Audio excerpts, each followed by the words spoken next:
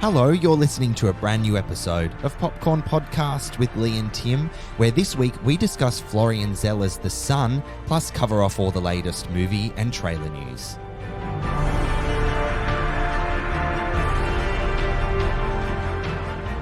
I'm Tim Ifland, movie buff. And I'm Leigh Livingstone, entertainment journalist. And we love to talk all things movies. We do. And in The Sun, a family struggles to reunite after falling apart as Peter's life with his new wife and their infant is upended when his troubled and angry teenage son Nicholas arrives.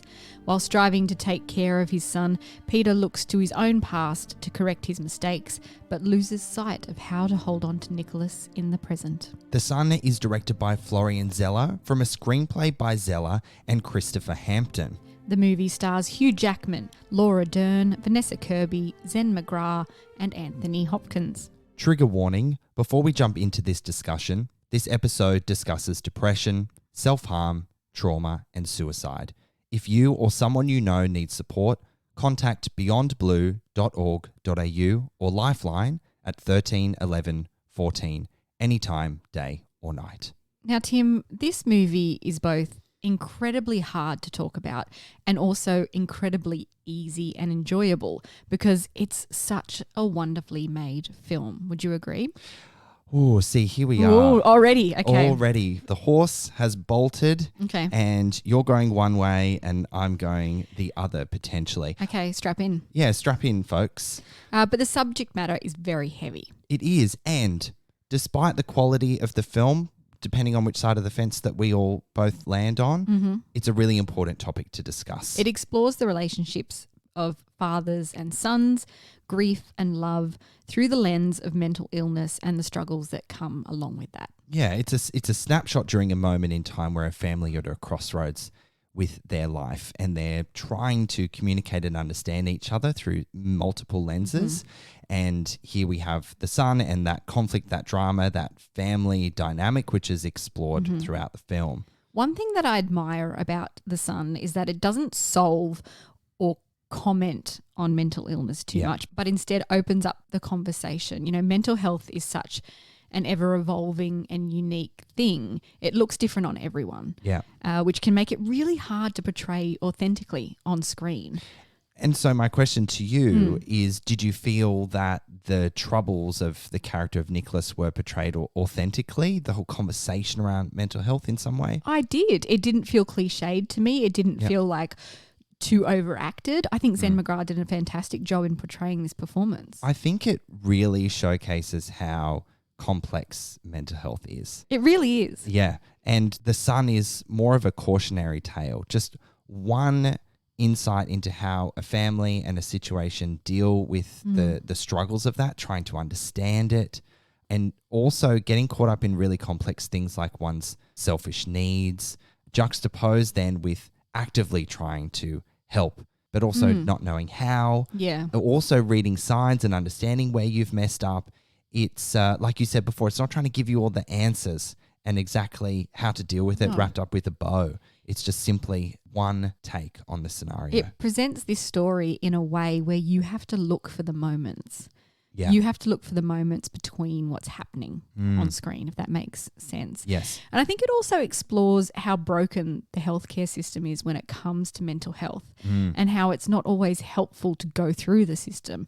In this film in particular, Nicholas is taken to see a doctor. He's put in like a facility of some kind for a little while. Psychiatric ward. Yeah. And the doctor does things like makes him sit apart from his parents, and he's quite pushy and he's quite rude. It's quite isolating. Yeah. For someone who's already feeling so incredibly isolated. And it shows how parents often have to deal with impossible decisions. Yeah. Where they have to juggle between doing what they think is right for their son in protecting them, saving their life, and also asking themselves the question, I think this is something that the doctor says to them, that love is not enough. Yeah. Like your son is in danger.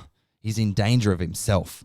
That battle that they have to deal with in that moment is pretty profound. Here's some stats for you. In Australia, men are 3 times as likely to attempt suicide as women and far less likely to seek help for mental health. There's this culture, especially in Australia and around the world, of men not being able to talk about their feelings. And guys also make up an average 7 out of 9 suicides every day in Australia. Now, that number, when you think about it in that context, is overwhelming. That's awful. And that's something that this film explores, is men and mental health. You know, I spoke to Zen McGrath recently, the actor who plays Nicholas, and he was saying how this film is a really important vessel to just simply open up the conversation about mental health. And he commented on how young people, he's really proud, the new generation sweeping up and coming into the conversation about mental health are really breaking down some barriers. And that a film like this is really important from an art perspective, for art to lift that topic of conversation up and give it a bit of a platform to put it in front of us, confront us, challenge us not to look away, but to look inward and see how we can apply a scenario like this happening in the sun to our lives, or at least be aware of it in some way. I have to say it was a really wonderful conversation that you had with Zen McGrath. Well Thanks. done. And please make sure that you check that out when it comes up on YouTube and on our podcast feed very soon, because it's a really fascinating conversation, an important one too. Yeah.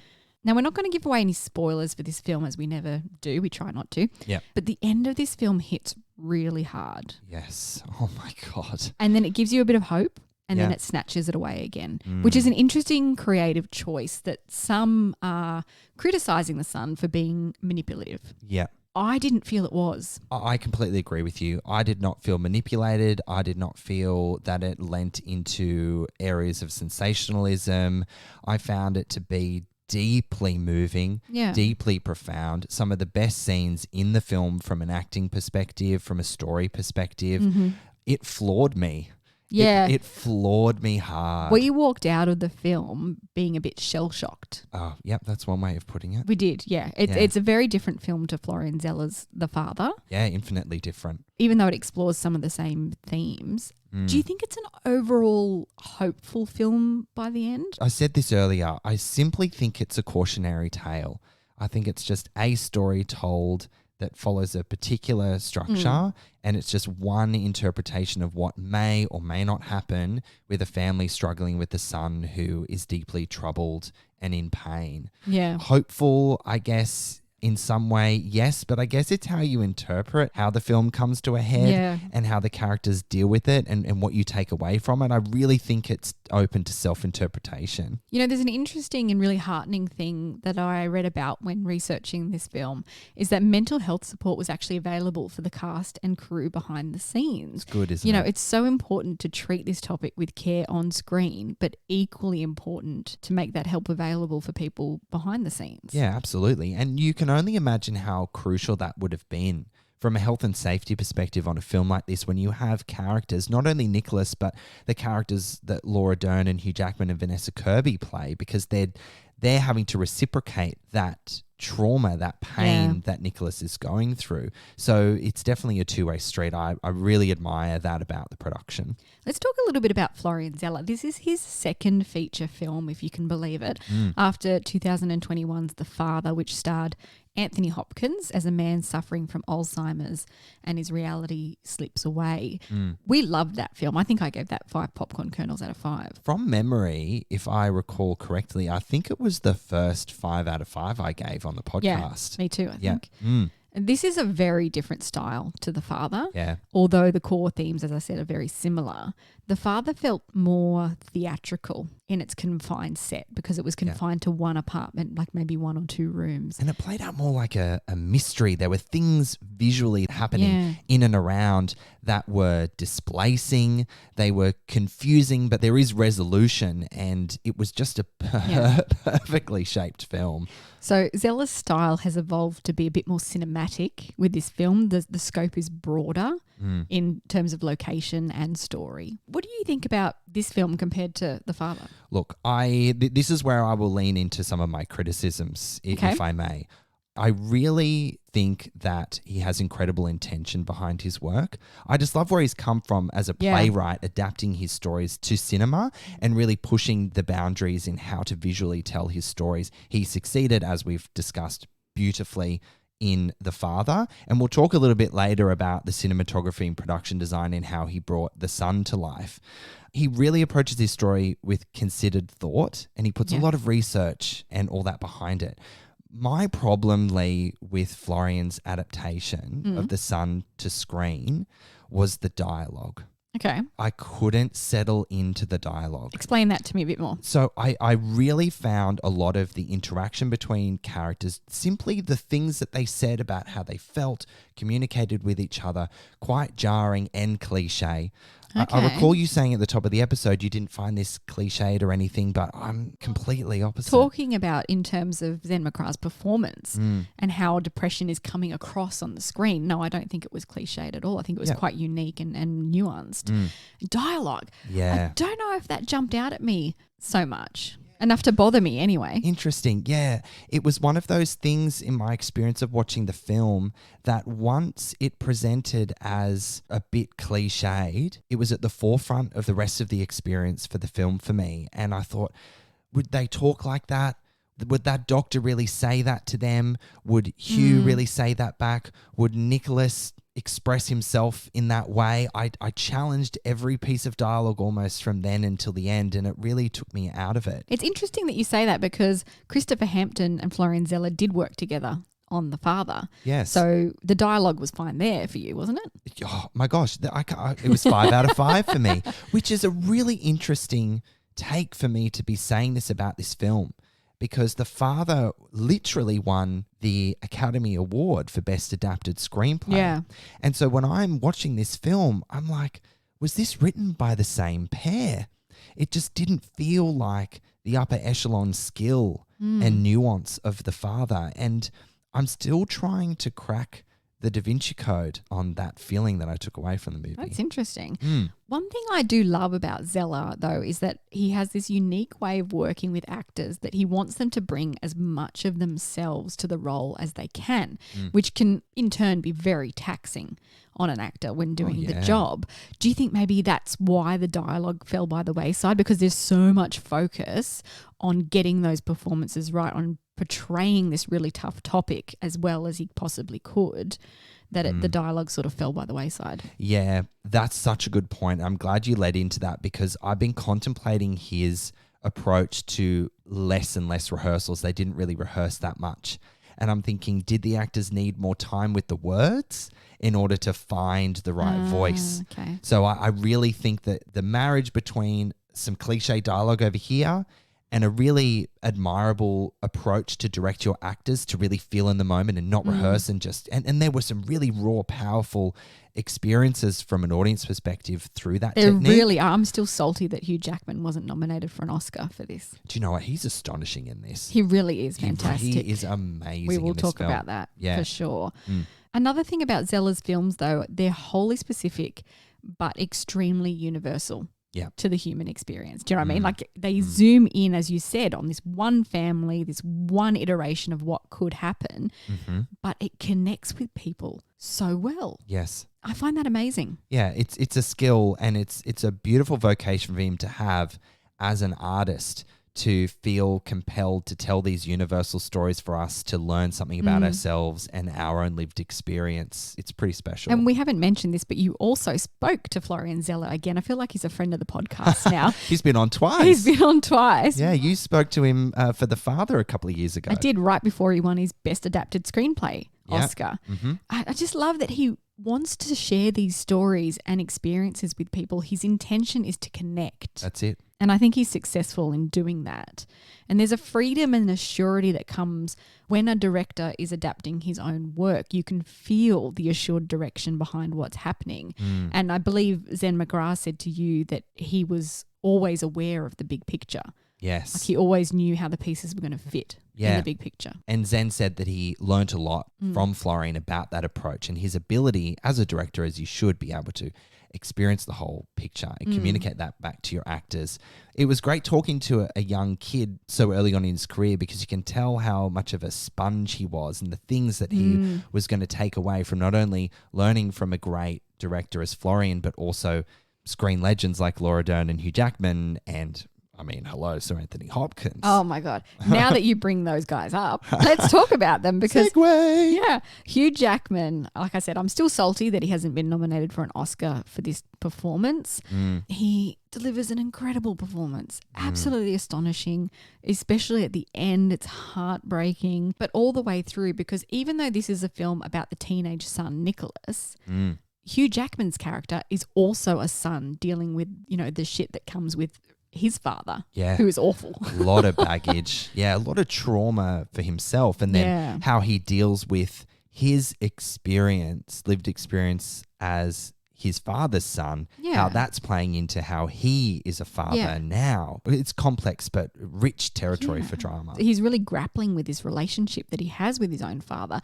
And that father/grandfather role that Anthony Hopkins plays was actually a new character brought into the film. So he's vaguely mentioned, I think, in the play, but he's fully fleshed out in the film. Florian says when I spoke to him that character of Anthony's, the character's name is Anthony as well, it was a ghost in his play. Right. Yeah, okay. so he manifests as a real person with their own sort of discourse and scene in the film. Yeah. I mean, his character is so narcissistic, and Anthony Hopkins delivers a typically wonderful performance, reminiscent of some of the most terrifying characters that he's known for in his career. So intimidating, so sharp, downright bloody scary, I would say. He was utterly terrifying. He was, and it's exciting to see him playing that kind of character, to play in that space. It's also quite confronting to see him in that space because he's so damn good at it. And he packs a hell of a punch because he does. He's in one scene. Gosh, I could talk about this two-hander between Hugh Jackman and Sir Anthony Hopkins for the rest of the episode. There is so much to unpack there. This is where the inconsistency in the script surprises me, because from a piece of writing, that scene is perfect. How it builds and crescendos and just kind of snaps, like literally snaps and jolts you, is just brilliant. And the way that these actors work with the words, work with the physicality in the scene, like you can't help but constantly have that play out in your mind. Hugh Jackman's sitting there so stiff and so like scared of his father, but also trying to confront these feelings that he's had so that he can resolve some of his own issues and help his son. But you can see the fear for this man that he has. And also the realization too. Oh, yeah. He has a bit of an epiphany after that encounter. Yeah, and it changes his approach to Nicholas. Oh, yeah. I love that scene too. It's a real standout. Absolutely. Yeah. We've got to talk about Laura Dern as Kate, who is Peter's ex-wife, the mother of Nicholas. She is expectedly brilliant in this, a mother at the end of her rope who doesn't know how to help her son. She's got this line that really stuck out at me. Don't know where his sadness comes from. Yes, that's so sad. Yeah, and it's poignant because it just really highlights how depression is not logical. There's this misconception that something must have happened. And that's something I think Peter says, the dad says in the film. He says, well, something must have happened. And he says, help me understand. Try and make me understand. Sometimes you can't understand. No, it's not logical in any way, shape or form. Just have to empathize. Yeah. You know, the character of Kate, Laura Dern's character, is dealing with a lot because she feels like a complete failure as a mother, which would be unimaginable to have to deal with. But there was something else that she said that was really profound, that she was scared of her son's behavior. Can you imagine being scared of your own son and not quite understanding why or what to do with that feeling? Well, hang on. Are we calling out some good lines from this film? Oh, yes, maybe the dialogue wasn't so bad, Tim.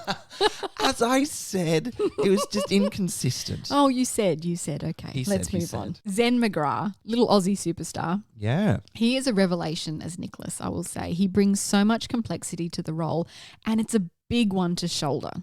As he said, his first proper adult acting role. I was impressed by his performance because, and he says this when I talk to him, you're not meant to really know what Nicholas is struggling with. You're just meant to look in, and he's presenting just pain, confusion, anger. He's a very angry kid.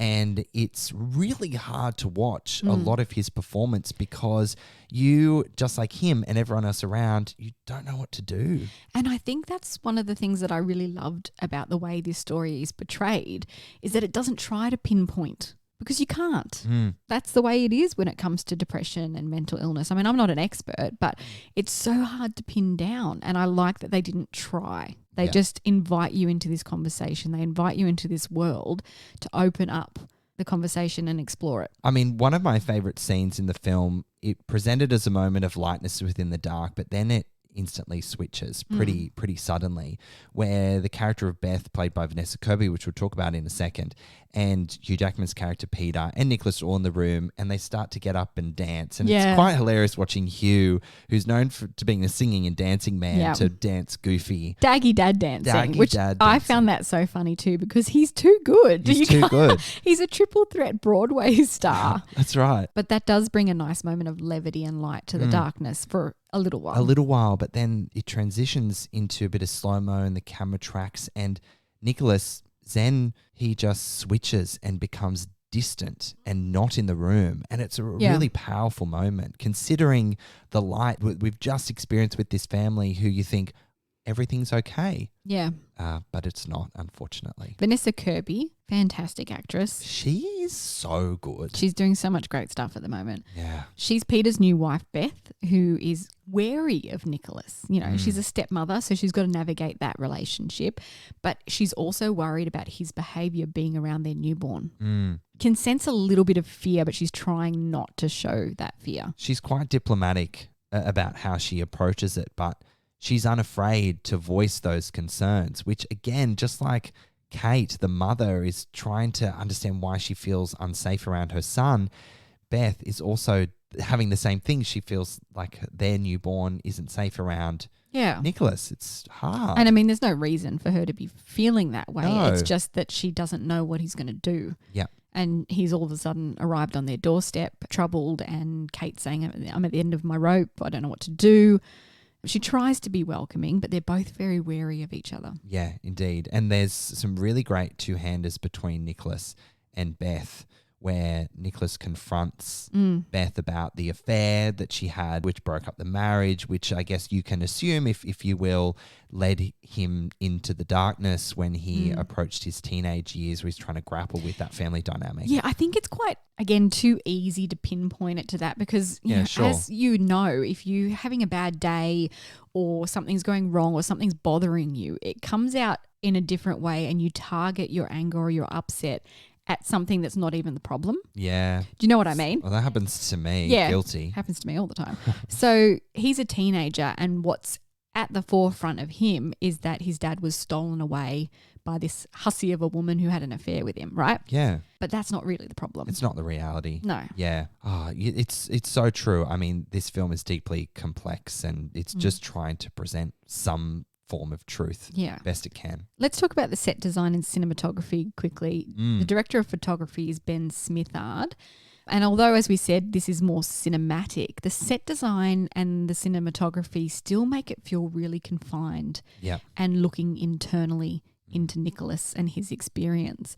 We're feeling the world through Nicholas. I think where Florian and Ben Smithard succeeded with the father was creating that tension and really moving the camera in unique and really interesting ways within the space, within limited space. Do you think they do it as well here though? Because there's some shots between doorways and interesting shots of like a washing machine going around. Going harder and harder and harder. I think that was symbolic of the scenario about what's to come potentially. It depends how you take it. No, I think The Father is a faultless film, and I think how the camera worked within the space was much more dynamic based on the story. Right. Here it's a bit more simplistic, but I still felt tension and drama in how they moved the camera within the New York apartment especially. Yeah. There's a few different sets in this one as well, moving through New York streets, New York apartment, Nicholas's room. Yeah. You see senses in Nicholas's room in particular of the boy he used to be, but then also some of the darkness and messiness coming in. Yeah. I think they did a fairly good job. Yeah. Should we wrap up our review of The Son, Tim? Yeah, let's give it a go. The Son is an important film that tackles the complex and confronting topic of mental health. However, unfortunately for me, the script and dialogue don't meet the needs of the story and result in some performances that are held back by the material at hand. A real shame considering the incredible work of Florian Zeller in The Father only 2 years ago. Having said that, There are still really profound things to take away from this film in how we communicate, listen, and approach mental health, and the ending really left a mark on me too. I'm going to rate The Son 2.5 popcorn kernels. Okay. Well, the word compassion comes to mind when thinking about Florian Zeller's films.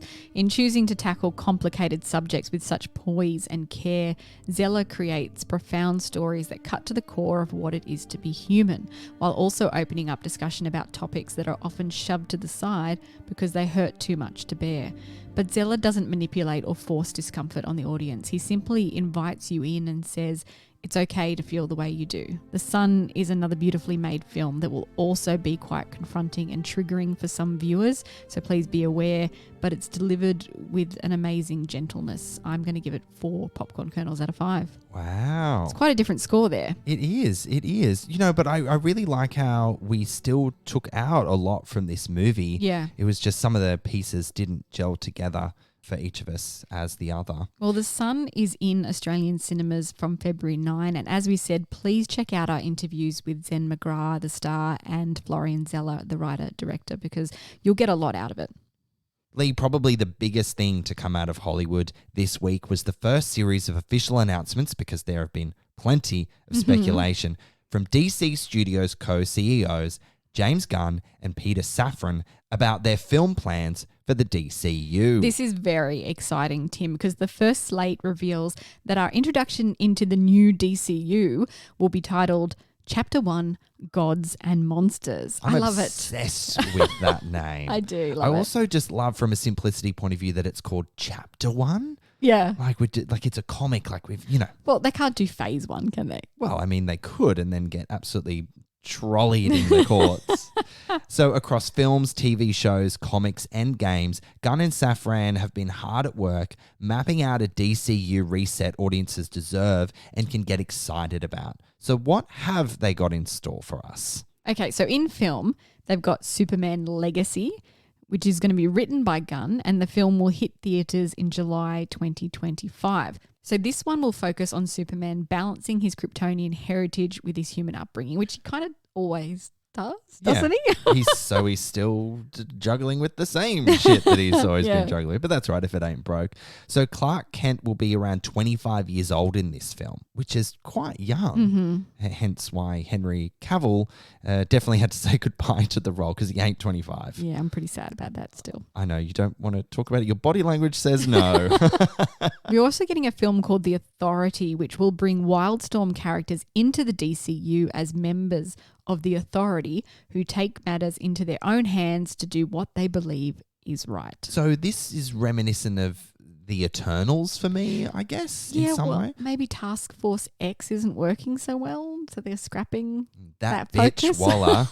Well, she's getting a TV series. She is, and Viola Davis is going to remain as a character. Love that for her. So freaking good. All right, so next up in the film lineup is The Brave and the Bold. So the DCU will introduce another new Batman and Robin in this unusual father-son story. That's right. So Robin is Batman's son in this iteration, and it's inspired by Grant Morrison's comic series. But Robert Pattinson's The Batman is still going to exist in this world too. Yes, separate to the DCU. So many Batmans. So many Batmans. While we're on the Batman subject, Yeah. there was also talk of why Batgirl wasn't released, right? Yes, you dug this up, didn't you? Yeah, so Gunn said that the Batgirl film was unreleasable. Ouch. Yeah, that's quite harsh. He said it would hurt the careers of the people that were involved in it if it was released as it was. That's almost the politest backhand I've ever heard. Yeah, and I still think it's strange that they didn't throw some money into trying to fix it up then.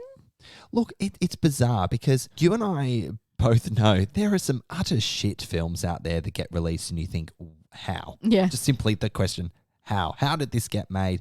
And you think, was Batgirl that unsalvageable that they couldn't do reshoots and pickups and throw a bit more money in it and make it work? Surely not. Surely it could have been salvageable. I mean, we had Brendan Fraser as the villain in that film. I was so excited to see what he was going to bring to the screen. That would have been really good. We'll literally never know, because my understanding is that it can never be released. Yeah. Legally, we will never be able to see it. That is correct. Fuck. Yeah. So moving on. to Supergirl, Woman of Tomorrow. This will be a science fiction adventure which will be based on Tom King's award-winning recent comic stories, and it presents a Supergirl viewers aren't used to seeing, who's been stranded on a fragment of Krypton and had to watch everyone she loves die. It's dark. That's so grim. But the DCU has always been a bit darker than Marvel anyway. Yes. Yeah, from a tone perspective, but for sure. I find that strange about Supergirl, because the Supergirl I remember from like the 80s or early 90s. I don't know when that. Have you ever seen that film? No, I haven't. I loved it. I mean, same with Superman. He's not all that dark. He's hopeful. He's a beacon of justice and hope. And, there are some darker themes in the Henry Cavill films. It seems like James Gunn's going to go for this darker, quirkier take that he's known for. That he's definitely known for. You know what really intrigues me about the Supergirl Woman of Tomorrow premise is how Supergirl and Superman will come together. And will they be chummy cousins, or will they bash heads based on their lived experience? That's the piece that really excites me. Interesting. Now, jumping to the monsters side of gods and monsters, we're going to get Swamp Thing in the DCU. So the film will investigate the dark origins of Swamp Thing. I really know zero, zilch, nothing, nada about You've never Swamp seen Thing. the previous film? No. Okay. And I believe they made one season of a TV series recently that got cancelled. Yes. Yeah, that one flew under the radar. But it's interesting that is going to play a part in Chapter 1. I'm intrigued. Yep. Okay, so how does this all fit into what we currently have coming up in the DCU? Can you please explain? Yeah, the biggest question of them all. Let me try. So, look, we have Shazam! Fury of the Gods coming out in March of this year, followed by The Flash. Now, The Flash, James Gunn has said, by the way, one of the greatest superhero movies of all time. That's his take on it. So that's comforting. Yeah. Yeah, as part of all this stuff, he's like, The Flash is amazing. Is that a hype to sort of balance out all the controversy and delays and all that stuff? The PR machine always spins. So The Flash will serve as a universe reset. Heck, we all fucking know we need one. So we'll shift from the DCEU to the DCU. So then we're getting another 2 films this year post this universe reset. We get Blue Beetle, WTF, no idea. Let's just wait and find out. And then we're going to get the sequel to Aquaman and the Lost Kingdom. That one will then lead into Chapter 1 of the DCU Gods and Monsters. Well, there you have it. Clear as mud. They're the films we have to look forward to and a bit further in the future. I can't wait. I'm excited. Tickle me intrigued, Leigh. Now, speaking of long-anticipated films, the Madonna biopic, which the icon was going to direct herself, is no longer in development at Universal Pictures. Oh dear, here we go. So the news came after Madonna announced a huge world tour, leaving the fate of her film seemingly in doubt. Yeah, she says it's still going to happen eventually. Yeah. But not at Universal. At this stage, Julia Garner of Ozark fame was cast in the role of the pop icon, and that followed a grueling boot camp among a group of young actors, including people like Florence Pugh, Euphoria's Alex Ademi, Odessa Young, and Bebe Rexha, who all battled it out for the coveted role of Madonna herself. Yeah, these boot camps sounded intense. Yeah, like 11-hour days of singing, dancing, acting, auditioning. That's it, working with Madonna's choreographers and then also with Madonna directly. So a lot of stuff coming out about those experiences, and now it's like, oh, sorry, I'm just going to sing and dance a bit around the world. So you'll just have to sit tight. She's got to do it while she can. That's right. So what do we think this means? Is the Madonna biopic on a permanent holiday? You like what I did there? I've got a story. I'm sorry, quickly. Yeah. I've got a story about Madonna's song Holiday. Yeah. I was backpacking in South America and I was with my friend Lauren. We were the first of our group. We arrived staggered and we were having dinner in this restaurant and we were the only people there. And they recognized that we were like Aussies, like Caucasian.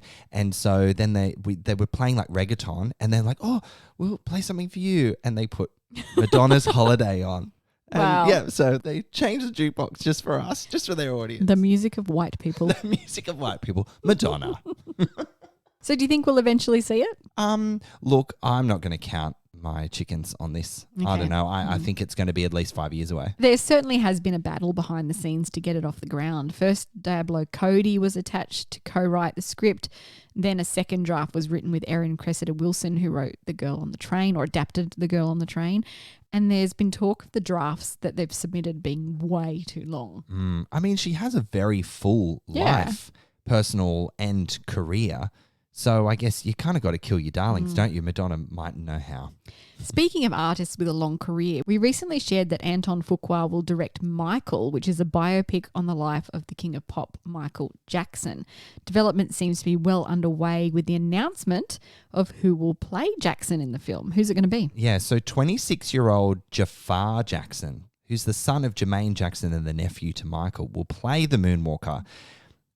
I have a lot of thoughts on this piece of casting. Okay. What are yours though? Do you want me to go? Yeah, you kick it off. I think it's an awful decision. Oh, really? Why? I think it's terrible because we talk about this on the podcast often is sanitized biopics. Yeah.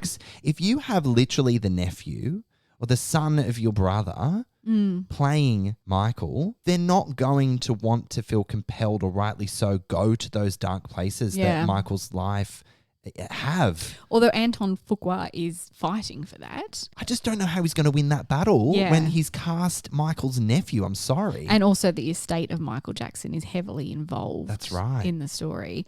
Also a 26-year-old playing, it's going to cover his whole life. Yeah. A 26-year-old being aged up to an older Michael? I don't know how I feel about that. There are so many things to unpack about the story of Michael because, yes, totally the aging thing. I mean, we saw it successfully done with Austin Butler playing Elvis, I feel. But kind of, all right, there you go. Well, it wasn't nominated for Best Makeup, was it? Elvis Presley also did pass away when he was 42 or something. Well, Michael was only 50. Oh, there you go. Yeah. Okay. Well, I stand corrected. But Michael's physical appearance changes considerably. Yes. So therein lies its own significant challenges, separate to an age thing. Yeah, true. So I just don't know how they're going to do it, to be honest. Watch this space. Yep. Now, here's a match made in heaven. Jennifer Aniston and Julia Roberts are set to team up in a body swap comedy for Amazon. I love this. Now, little is known about the new comedy, but we do know Palm Springs filmmaker Max Barbacow will direct. Did you see Palm Springs? I did, and I really loved it. It's a fantastic film. I'm really quite excited about this. And also getting Jennifer Aniston and Julia Roberts back together. They've co-starred in a few films. Yep, Mother's Day. Oh, of course. Yeah.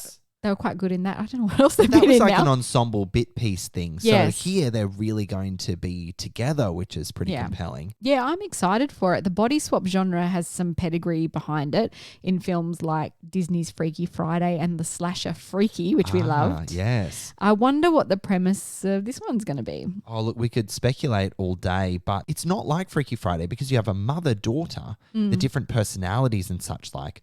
Jennifer Aniston and Julia Roberts, they're both, legs up to their armpits, tall, slender, absolute beauties.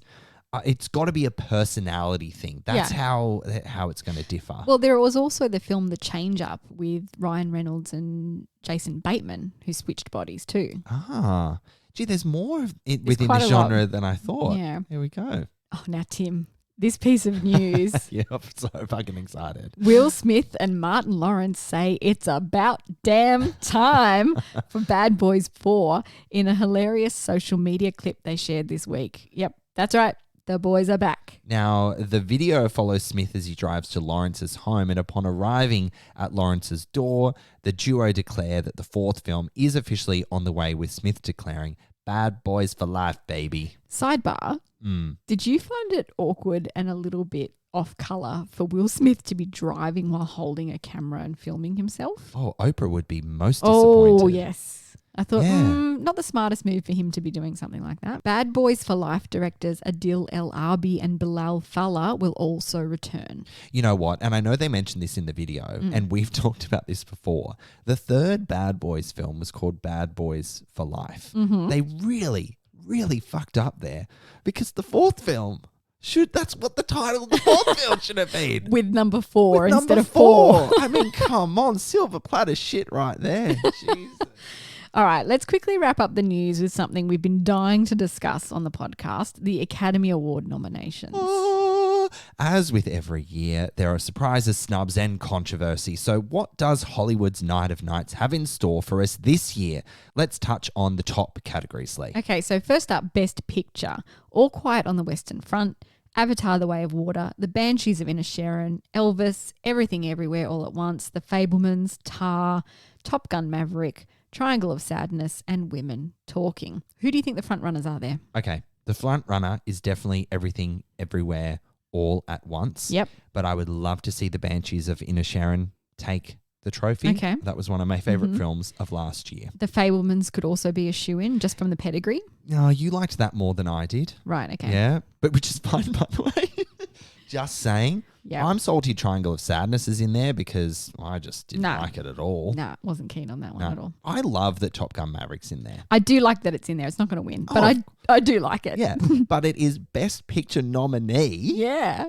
Top Gun Maverick. Because you don't often get action films like that nominated in Best Picture. No, one of the more recent action films that was nominated was Black Panther, the 2019 Oscar ceremony. Yeah. That was quite a rare thing to happen. Yeah. So that stuff excites me, really. Actor in a leading role will come down to Austin Butler in Elvis, Colin Farrell in The Banshees of Inisherin, Brendan Fraser in The Whale, Paul Mescal in Aftersun, and Bill Nye in Living. Who do you think's going to take this one, Leigh? Brendan Fraser has it. Not even a question. Brendan Fraser has it in the bag. Who baby. do you think is on his heels, though, in this category? Colin Farrell. Okay, all right. Or Austin Butler? No, look, because he got the Golden Globe, but I think that's just because Brendan Fraser wasn't there. And he has that whole history with the Golden Globes. I think Brendan Fraser is the full frontrunner. Let's move into actor in a supporting role now. We have Brendan Gleeson for In the Banshees of Inisherin, Brian Tyree Henry in Causeway, Judd Hirsch for The Fabelmans, Barry Keoghan for Banshees of Inisherin, and Ke Huy Quan for Everything Everywhere All at Once. My heart's with Ke Huy Quan. Yeah, me too. I like that Brian Tyree Henry is in there. I don't understand why Judd Hirsch is in there. Oh, I don't know. It seems like a very Oscar thing. I think also Barry Keoghan is probably in with a good chance too. Devastating performance Yeah. in The Banshees of Inisherin. It's a tight race, but I It think is. we know where it's going to land. Actress in a leading role boasts Cate Blanchett in Tar, Anna de Armas in Blonde, Andrea Riseborough in To Leslie, Michelle Williams in The Fabelmans, Michelle Yeoh in Everything Everywhere All at Once. Yeah. I think it's Michelle Yeoh's year, Yes. but But there has been quite a bit of controversy over Riseborough's surprise nomination and an investigation by the Academy into campaigning tactics after a number of high-profile celebrities, Kate Winslet, Gwyneth Paltrow, took to social media to campaign for her nomination. yeah, so it was alleged that the director, Michael Morris, and his wife, actor Mary McCormack, contacted many of their celebrity friends to ask them for social media support, with many of the resulting tweets containing similar wording to push for the film. Now, it's not a problem for celebrities to endorse films or performances. It's more the fact that the creators possibly reached out to friends to get them to push for it. And Right. in some of the campaigning material, it compared her performance to Cate Blanchett in Tar, which is not allowed. You're not allowed to mention the competition in official campaign material. Oh, I didn't know that. That's interesting. So, yeah, it was a bit of a, Well, ultimately, the nomination was upheld, and I've seen the film, yeah. and she is absolutely amazing. Yeah, look, I don't mind a surprise nomination because it gets a bit boring when you get to awards season and the same people are nominated over and over again and get the awards. You know who's going to win Sure. because they've won all the awards in every Yep. other award ceremony. Yeah. So I like that there is a surprise inclusion as long as the tactics were sound. Yes, I completely agree. Well, actress in a supporting role, less controversy around this category. We have Angela Bassett for her performance in Black Panther Wakanda Forever, Hong Chow for The Whale, Kerry Condon for The Banshees of Inisherin, and two more nominees for Everything Everywhere All at Once with Jamie Lee Curtis and Stephanie Hsu. I think this is one of the strongest categories. Yeah. I think Angela Bassett's going to get it. Would love Hong Chow to get it. She was phenomenal. Yes. Kerry Condon was great too. Like, they were all great. Jamie Lee Curtis, wouldn't it be amazing if she won an Oscar for that role? I know. What a fun role that Yeah. was. I mean, I completely agree with you. I would be stoked with any one of these women who walk away with the trophy because they're so deserved to be there. So Best Director, Lee, we've got Martin McDonough for The Banshees of Inisherin. We have Daniel Kwan and Daniel Scheinhardt. Also known as the Daniels. The Daniels for Everything Everywhere All at Once. Steven Spielberg, old mate, he's there for The Fabelmans. We've got Todd Field for Tar and Ruben Ostlund for Triangle of Sadness. I think the Daniels might have it in the bag, but also Steven Spielberg is extremely strong contender. Yes. And again, the pedigree. Yeah, I think it's between the Daniels and Martin McDonough from my perspective. All right. Okay. Yeah, We'll that's see. my take. It's my hot We'll take. see what happens. Indeed. One thing I want to finish up with is international feature film. So All Quiet on the Western Front from Germany, Argentina 1985 from Argentina, Close from Belgium, EO from Poland, and The Quiet Girl from Ireland. Now, we actually spoke to the director of The Quiet Girl, Colm Reid, and you can check out that article on our website. I think that one is going to take it out. Interesting. See, I'm feeling a lot around All Quiet on the Western Front, Right. Which is a Netflix film. Have you seen it yet? I have not. It's on the list. Recently ticked it off my list. It is 2.5 hours of utter brutality. Right. So just prepare yourself. It's an astonishing story, Okay. but it's pretty fucking full on. Well, the 95th Oscars will be held on Sunday, March 12 at Dolby Theatre in Los Angeles, with Jimmy Kimmel returning to host the ceremony. Oh, I cannot wait. It is only a hop, skip and a jump away. And we will definitely be watching. We will, baby. Well, that about wraps it up for another jam-packed episode of Popcorn Podcast with Leigh and Tim. We covered off Florian Zeller's follow-up to The Father, The Son, Which is in Australian cinemas from February 9. Please check it out. And as always, friends, thank you so much for listening. We'll catch you next time. We have a website, popcornpodcast.com. Make sure you check it out. We've got all our episodes up there for you. If you'd like to get to know us a little better, there's an About Us section and we run ticket giveaways. So keep an eye on the website for more information.